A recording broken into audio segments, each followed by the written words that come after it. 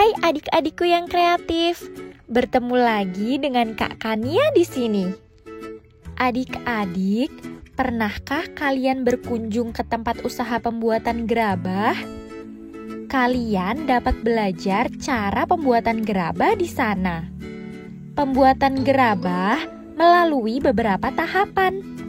Tiap tahapan membutuhkan waktu yang berbeda-beda.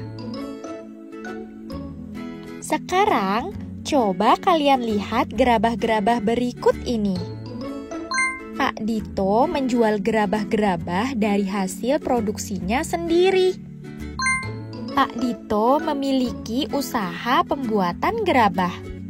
Banyak gerabah yang telah diproduksi oleh Pak Dito. Pak Dito selalu mencatat hasil pembuatan gerabahnya.